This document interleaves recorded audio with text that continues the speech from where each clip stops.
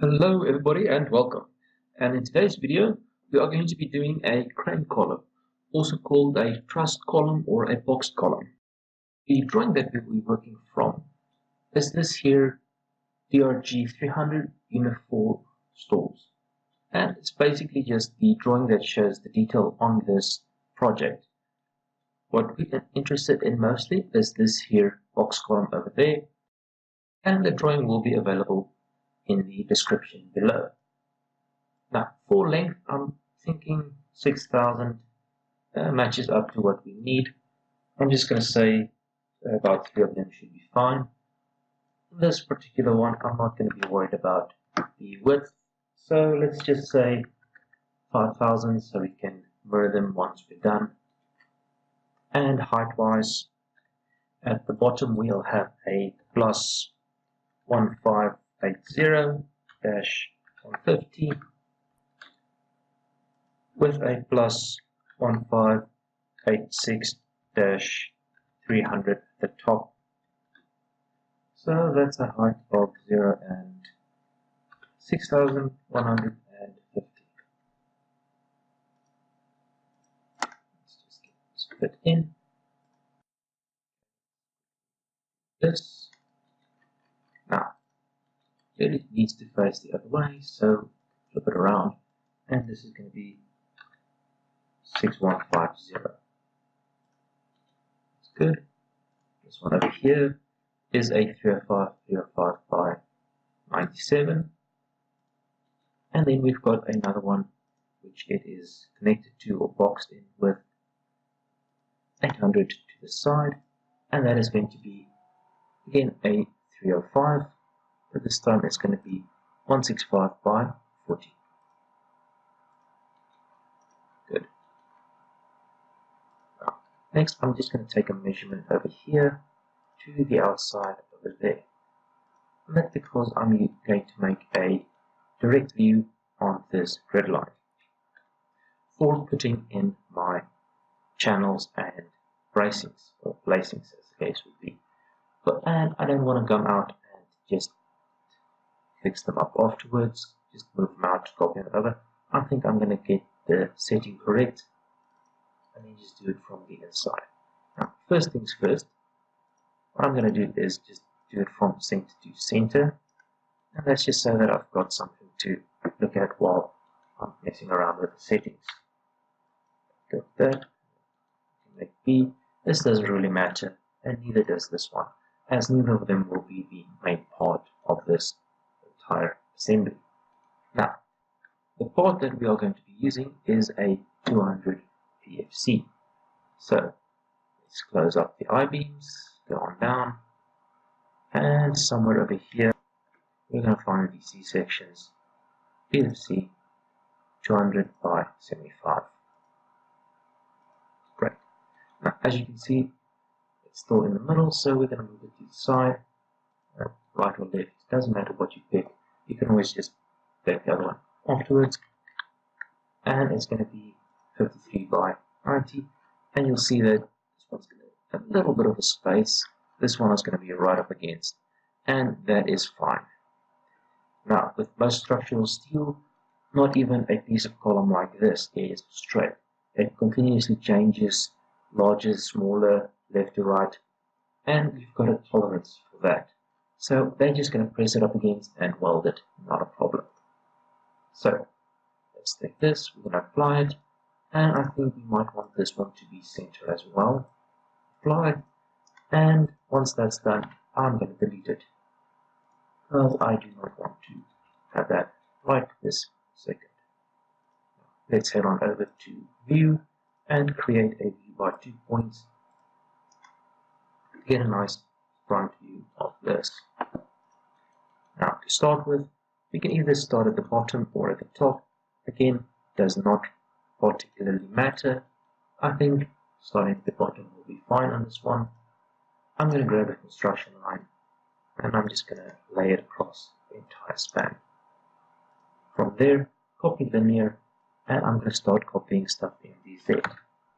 250 up, and that will give us the position of our first PFC. From there, it's going to be a 994, and there should be about 5 of them. Make that 5 and copy. Again, if your distance isn't correct, don't worry about it. You can always just add some afterwards or delete the extra ones. Now, 920, that means there is a problem. If we take a look back at our CAD file, we'll see that it's supposed to be 970 or 1070, since we're using the center over there, and that's quite a big difference. Now, if you count up all of these together, we do get this on the side. If we look at this side, 6,300. Apparently there is a difference somewhere. Usually the easiest is just to go double click on all of these and find out what that difference is. In this case here, I don't believe there really is much of a difference in the dimensions at least, but there definitely is a mistake when it comes to the levels that they have given us. Now, where does that difference come from? If I have a quick look at this, I'd say it's 150 extra over here. And in a case like this, the most likely thing that will happen is something needs to change. What should change? That is really going to depend on the engineer. So this is usually where you drop him an email and tell him, listen, we found this discrepancy between the two. What would you want us to use?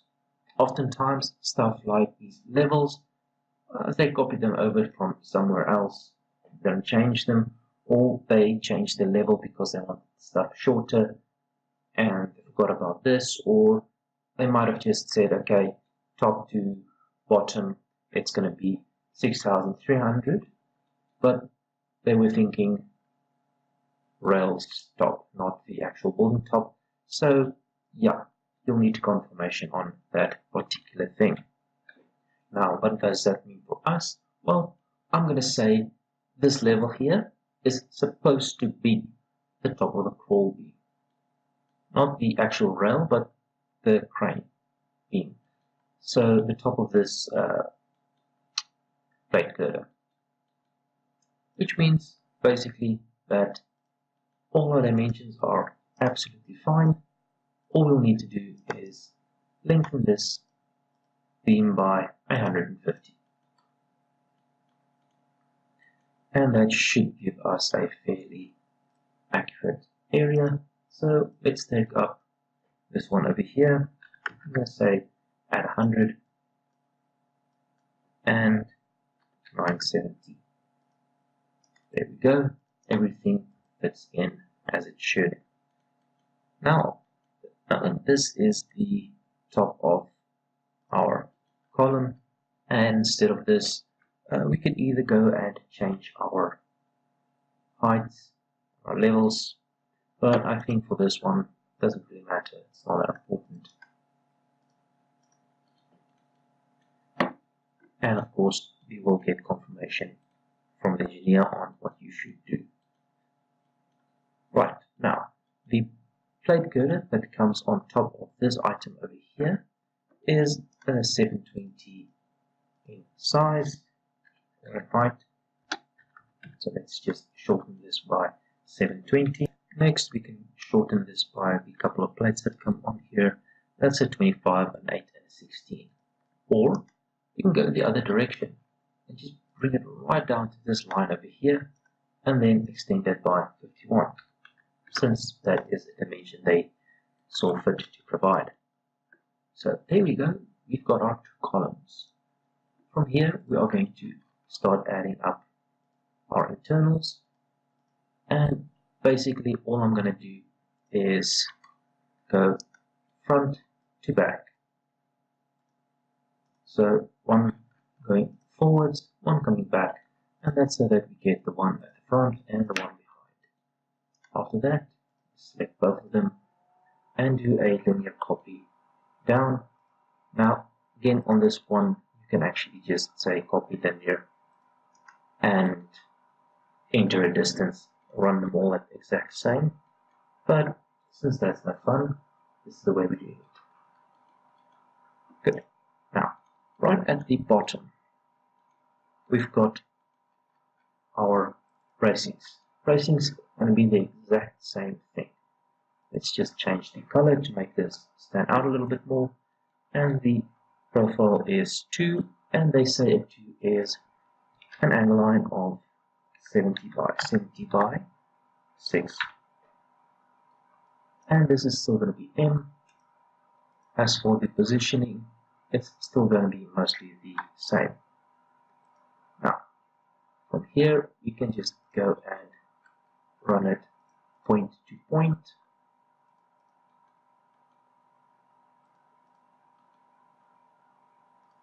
And once that's done, just run it down the exact same path. And that'll give us our 2 sides. Now, those of you might have noticed that we've got a slight problem with our items being upside down, and that is not a big problem, as what we want to do here is deselect everything and just rotate it 180 degrees. So this one is now the other side, the other one is this side, but because we've got both sides, it kind of fits in. Now, of course, it would have been nice had we got something where the nodes were actually over here and over there inside, and then we could have just welded it to without actually doing any real connections. But unfortunately, that is not the case. We're going to have to shorten our stuff a little bit and do proper connections.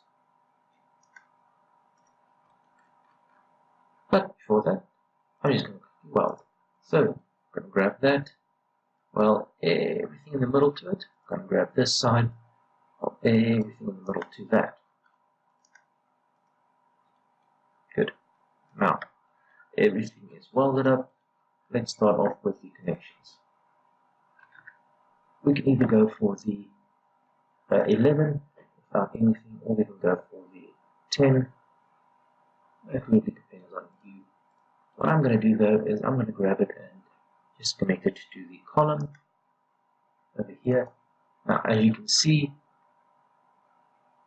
it's fairly okay, but we don't want the 20 clearance over there. We would like it to be, say, -20 or 0. Doesn't particularly matter, actually, because we want it to be inside. Problem is, if we go too far back, it's going to do something like this. So we either have to find a different item to connect it to, maybe to the channel instead of this, or we're going to have to find a sweet spot with our distance inwards. Lengthwise, this is a 70 angle line. Now, if they give you the kilonewton of stress that this needs to handle, you can obviously just work it out. It's fairly simple calculation. But if they don't give it to you, we are going to assume that we will need the strongest connection we can possibly muster, which is 1.5 times the width. So this is a 70, therefore 105 long weld on either side, plus a trans weld over here. Next, because this internal stuff is fairly simple, we're going to make this a square plate. And that should help somewhat. Let's head on back over here and say, okay, yeah, no, that can work. Maybe because we've got a square we can go more, but usually it can start messing around. And if it does start messing around, you will have to explode it and fix it manually. In this case, I'm going to do that anyway. But first, I'm going to head on over to my 3D. So once you've exploded it and moved this up to wherever it touches or to wherever it should be going. Sorry, it's the wrong command. Let's grab this again. Just going to move it up to right there. And because it's behind, I'm just going to give it another little bit of area, and that's just going to give us a nice area to weld up top and to weld in here. Next, I'm going to take these two items, the weld and the cut, and I'm going to say copy special mirror, and I'm going to mirror it across grid line A. And that's because I want exactly the same stuff right opposite on the other side. Now I could have finished this entire set on the one side and then done it on the other side. That would have been fine as well. And that's basically just preference. Let's grab this over here. Let's make this a little smaller.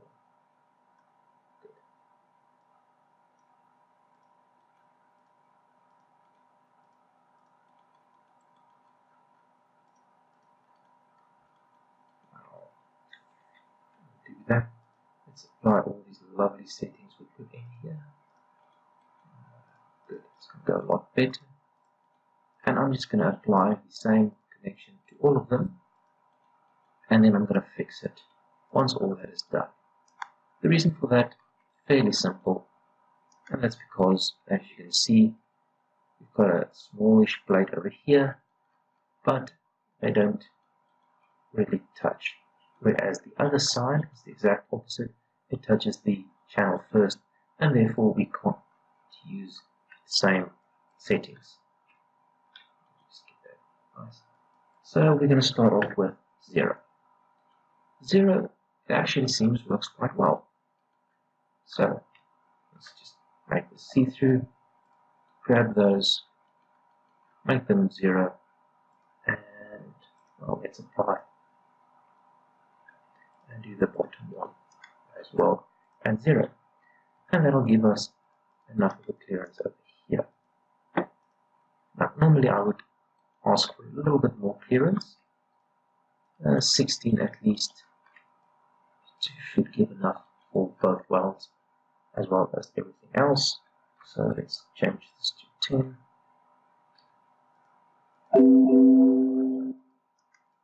That's 29. And as you can see, just a small change kind of makes a big difference, especially when we're that close to the actual required number.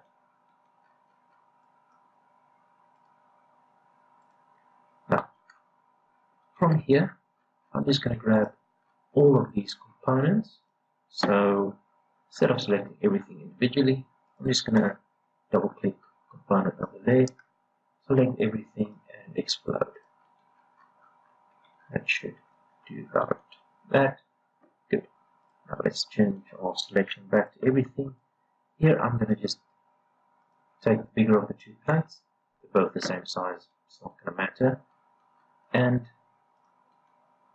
just extend it all the way up so that we are using one plate for the entire thing instead of two. Now that is going to use a little bit more plate than it otherwise would have, but it's going to significantly make the process of actual fabrication a lot easier, and at the end of the day, time is also a resource we have to take into consideration. Okay. Now once that's done, I'm going to grab all of our plates, all of our cuts,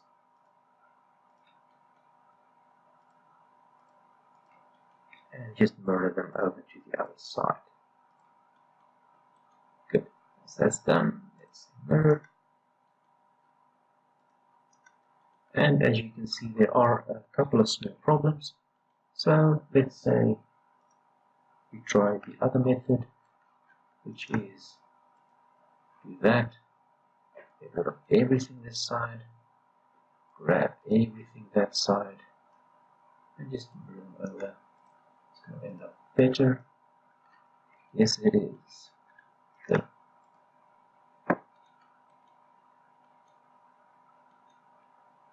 Alright, so that's those parts of one column. Next, I'm just going to delete those lines, get back to the front view, and I'm going to say 1004 to get our base plate, or 1044. That's the wrong base plate. Let's say stiffen base plate 1014. Right. And we're going to put in 2 of these. Now, why do I put them on the side? I actually want to see them from the top. Well, that's simply so that I can move them up by 25 for the grout that comes in underneath them. 25 over there. And that usually is something that you either need to check before or after if there's grout included in your calculations, and if it needs to be included, then you need to make sure that it is.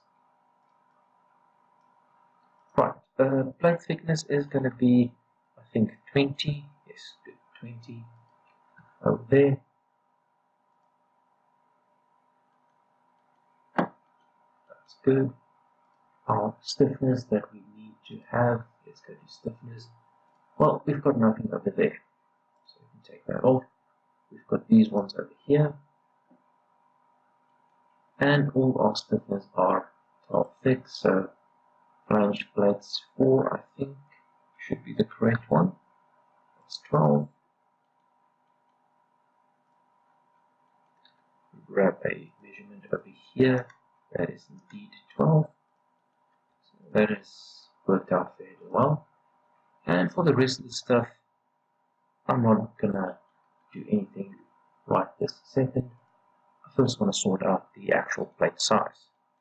Now, the two plates do differ some. Let's start off with the smaller of the two, and that is going to be 2 bolts in the width. It should be 530, I think. 30 with 50 on the side, 50 on the side. This is going to be 3 bolts in total. It's going to be 240 with again 50 on the side. It's going to be perfectly centered. Let's see, it's going to have 6 bolts. Okay, it's going to be timed at 24. So that's an M20 with a 4 hole, and it's just going to be holed, so we don't have to worry about the standard.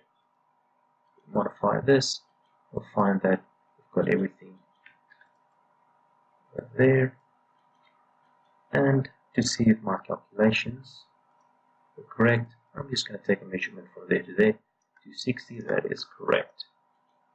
Alright, now from here I'm going to grab the edge over there, and I'm just going to take a measurement to the outside, and this is going to be used for my calculation. Now, these 12 thick gussets or stiffeners that we are put on the edges of the flanges is going to be triangular, and what this basically means is that as high as long. So this is going to be 232, 232, with our top cut being 232 and 232 as well. Now, the little one over here, which is going to be used for draining and to miss the welding that goes over the column, we're going to need about 15 and 15 just to be safe. That gives us beautiful square, triangular, or right angled triangular. A nice 45-degree. That's about what they wanted, I assume. And we'll do roughly the same over here, except our sizes is going to differ greatly over there. But for our actual bolt sizes, we have to change this 530 to a 550, and the 240 to 26, 2.5. Now it does say 263, but as the overall is a 25, I'm assuming it's 2.5 rounded down. Correct. Then over here, let's grab the edge, grab that edge, and just change our stiffening parameters to be the same as that, A172.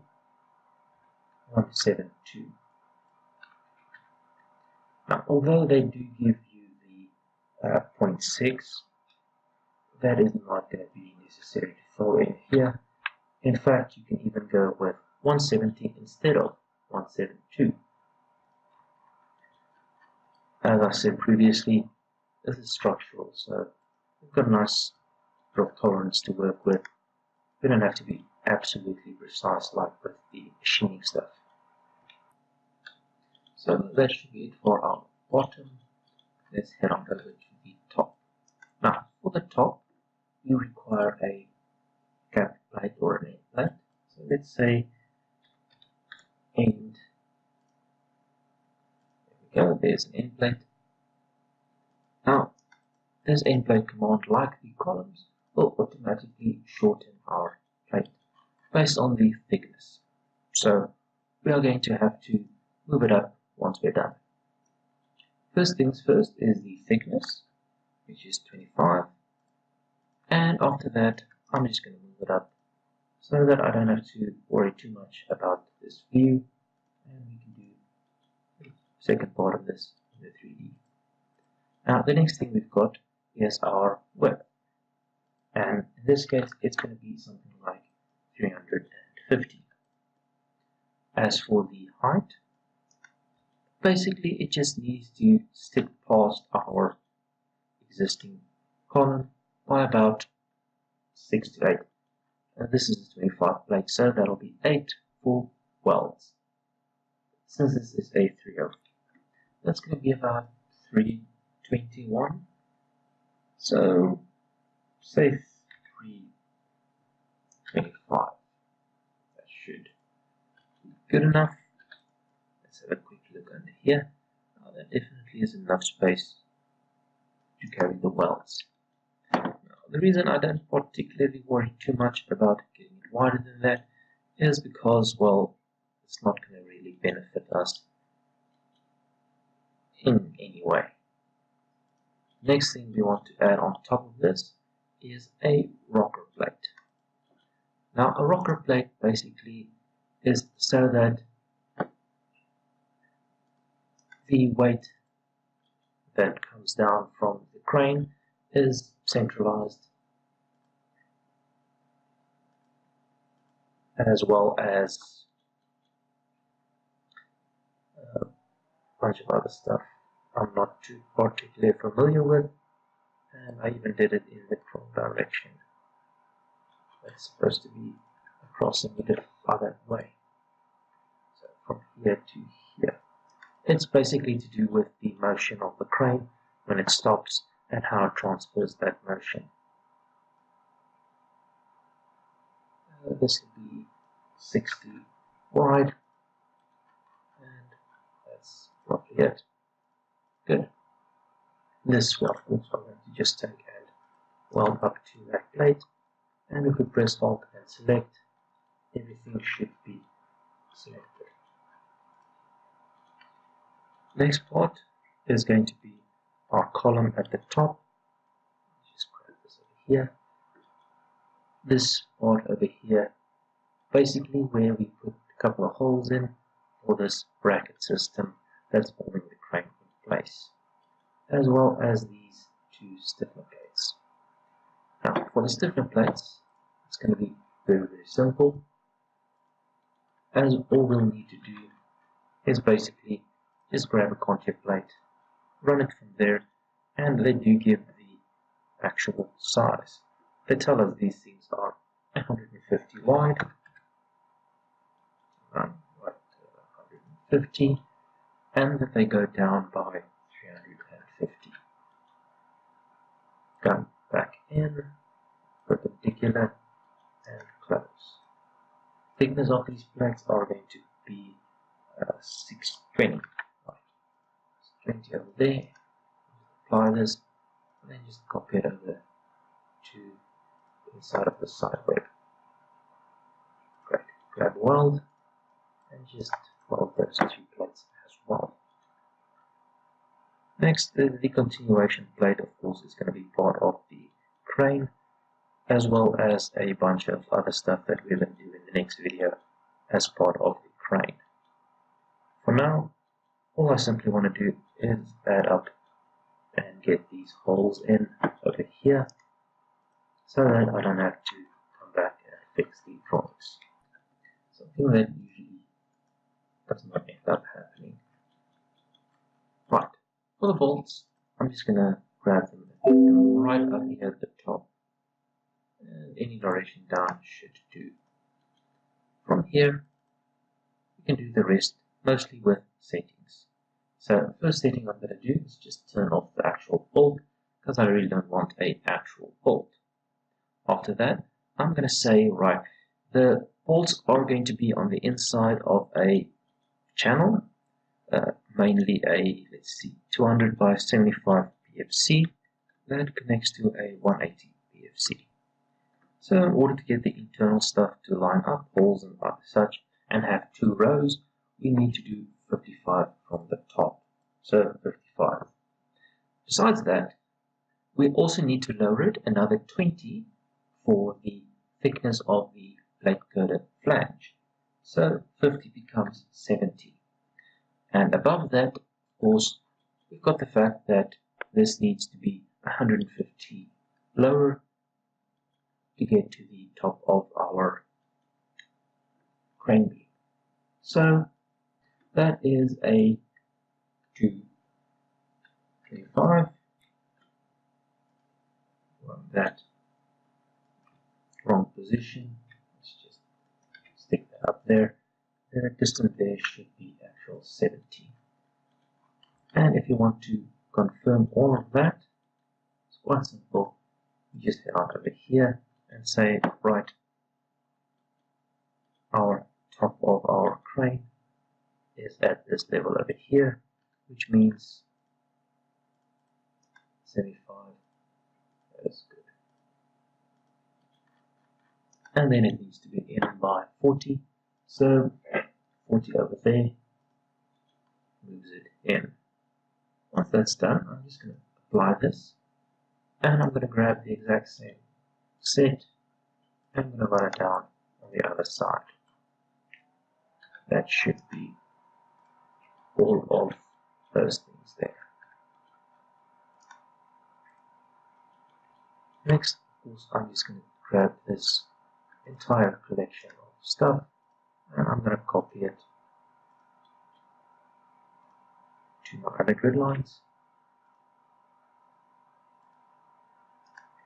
Make sure the stuff is straight. That looks right about straight. And I'm not going to be bothered about copying it over to the other side for now. As for drawings, let's fast forward until we hit something interesting.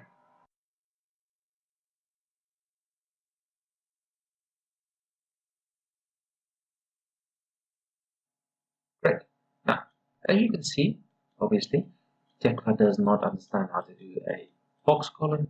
As usual, same problem with trusses. You can set it up to do a fairly decent job, and sometimes that could work great. But in a lot of cases, the stuff needs to be done fairly manually. So the first thing we're going to do is we're going to get this up to a standard drawing size. And we're also going to empty it out completely. Next, I'm just going to get rid of these clouds. And I'm just going to say, let's say mark symbols. That should about do it.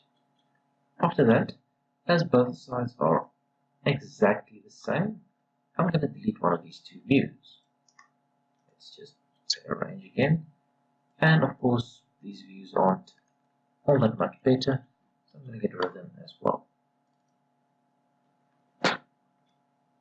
Now, I feel like the scale and the look of this one is sort of okay, minus the fact that it's fairly bleak, so let's add a little bit of color to that. Solid, special color. There we go. I'm going to apply that just to make sure that these. Of course, the next setting that are quite important is the fact that Tekla shows multiple lines for a simple angle line. And that's because it shows a line for each and every curve, which is really not desired on a shop drawing like this. So fillet edges, turn that off, and that produces a very nice clean look. Of course, I'm also going to turn off the center lines. There we go. Because, well, I don't like the center lines they put in. I'll just add my own afterwards. And that should be just about everything. Once that's done, I'm just going to double click, apply the settings, and close that up. So, center lines. For the center line, I would like to have these items on the centers. The stuff in the middle, on the other hand, I would like to use reference lines. They're fairly the same as centers, but if you have a look here, you'll see that centers end just a little bit there, and of course you can make it longer, but if you say something like reference, it's going to give you a dot, and it's going to use the points that you put in according to your notes. Good. Next, these 8 by 8 all-round weld symbols. That is very nice, but I don't require them, at least not on this view over here. Now for part marks, this is not really needed on anything on the front view over here. This is simply to show off what's going on both sides. But as we've got the view and it's fairly uncontaminated, we are going to put in those views right over there. Great. I'm also going to reverse 2 ones over there, and after that I'm going to say, right, add just about everything to this one view. It's going to give us quite a lot of stuff. Now over here you will see that it does tell me the exact same thing is on both sides, and you can honestly just leave those marks in. They're not going to be a big fuss, but I'm going to take them out because they look like crap. What I'm going to do though is grab a note over there and say everything is BS, both sides. And that'll basically be the same note that we've got over here. Now, for size-wise, this would fit to restrict us in being able to make the changes. Let's take that 2 on an average. As you can see, all of these have their own separate sizes. So I'm just going to grab that, make sure that's the same size before I do all of the central parts. Do be careful though, because this is a note that you're adding and not something the program generated, it could be inaccurate. For example, this beam is just one item. There is no both sides.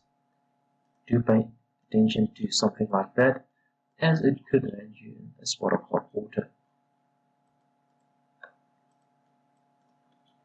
There we go. Everything is nice and clean.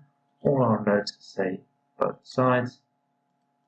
Let's just grab both of these, add their marks.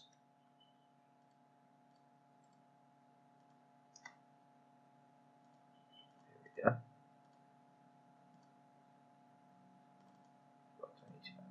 That, both sides, and this one can stay just as is. Good. Number 9 over here, that's fine. Number 10 over there, it's fine. And of course, these plates, again, both sides, exact same thing. Now, the reason they've got 2 of them, I'm not sure, because both sides mean this one and that one. So, another thing to look out for, the exact same reason as the bottom. let's quickly grab our horizontal grid. Just let's see, take off minor snaps. So we can just do that. Put it back on the edge case.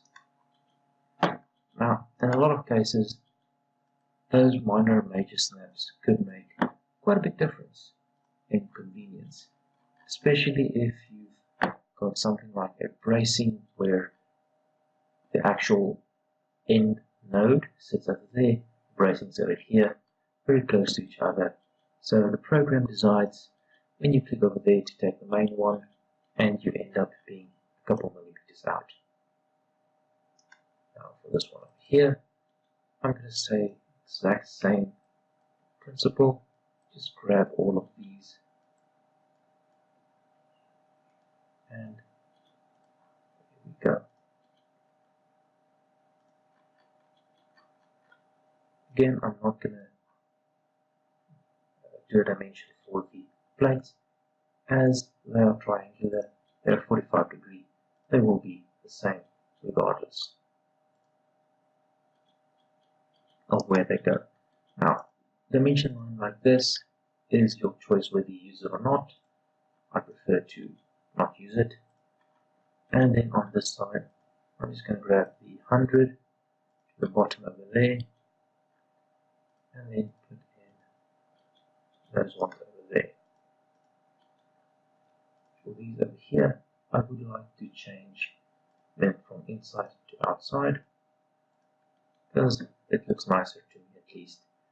Now, the unfortunate part is I cannot do the change over here, because the moment you do the change at the top here, it just makes everything disappear. So then you have to open them up, come over here, and change that hidden to visible, because Tekla thinks the default should be hidden.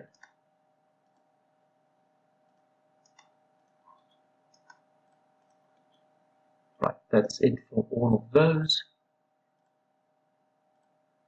And as you can see, it's a very, very simple set of dimensions.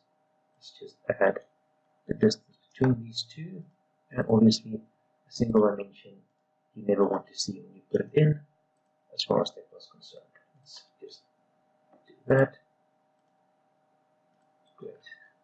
Section view. Now, when it comes to this one over here, I'm going to take it right up there, but I really don't want to see those beams. They're just, well, in the way. So what I'm going to do is take them and just say hide. They're in the way, I don't want to see them. So I got rid of them. Next, I'm going to just bring this a little bit up. Now, this really does need to go that far out. There's a couple of ways you can shorten the entire thing instead of just moving that. But basically, I just want enough space for my little detail.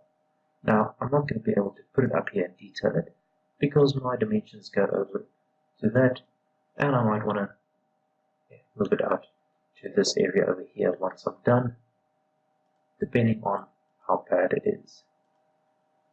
So, always start with the center as the important part. Just grab that, turn it off, apply these settings, get that to the outside.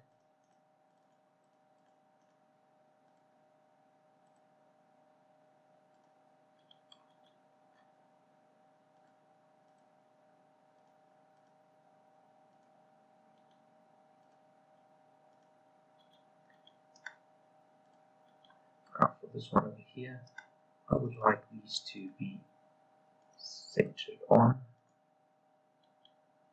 and you'll see that even though they are both fairly main parts, for some reason on a section view it cannot give this one a center, but it'll happily do it over here, and that can happen quite often.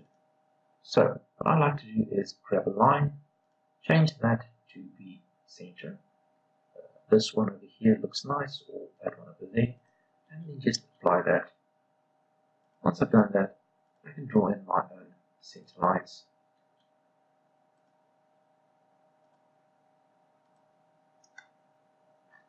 And we can do fairly nice stuff with them, like for example, show that the center bolts are in line, or the centers are perfectly in line, even though the actual sizes of the stuff differs. Now, that is of course something that is a fact. Well, you don't really have to say it, these will be everything built, but sometimes it's just nice to give that little bit of extra information and avoid any mistakes that might have otherwise happened. So that over there, that over there.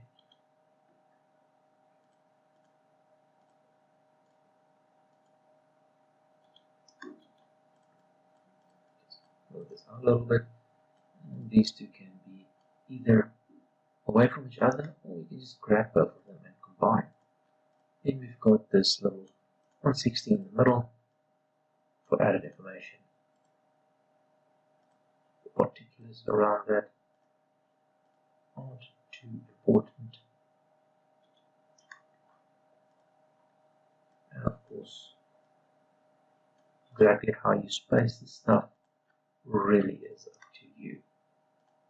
Now, personally, I don't like this one in the middle over here, so I'm just going to get rid of it. And what I'm going to do with these two is just say, for this case specifically, I'd like it to be inside. There's not a lot of small stuff directly close to each other, so it's not going to be too much of a hassle, or it's not going to cause too much of a problem if the stuff's inside. Now, over here you'll find what I was talking about with that first point over there. If I start on this side, and of course now it's gone, so yeah, do be careful of stuff like that. Grab that over there, just apply that, and let's see, and we'd also like a weld mark from there.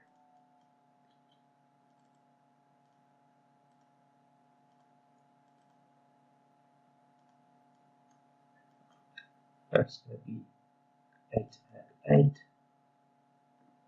fillet and fillet, and it's not going to be all round, it's going to be both sides.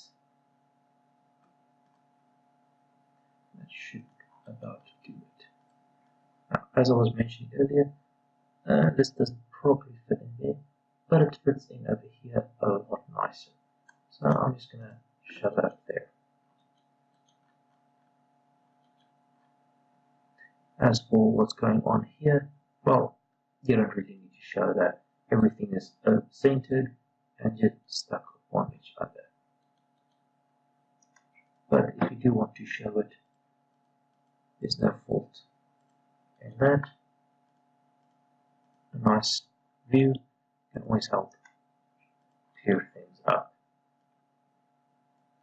There we go. And we can make this big as well. Now, you don't really need to add any dimensions because this is mostly just for reference, but a couple of ones aren't all bad. So usually stuff like main parts and a couple of main dimensions I like to put in, and helps keep everyone nice and centered. Okay, so let's click up this B over there, make sure it's not inside the dimensions, as well as give that over there. Now, while the 112.5 is not as important as the 40, I'm just including both, makes it easier. But it can cause confusion. As I said, there is some inaccuracies in the size, so you have to look at what is more important, the 40 or the 112.5. In this case, I'm going to say it's either or. We're going to have some slotted parts in here to make up for inaccuracies, and yeah, so that's not too big of an issue. Well, that's it for today. Hope you enjoyed. See you next time.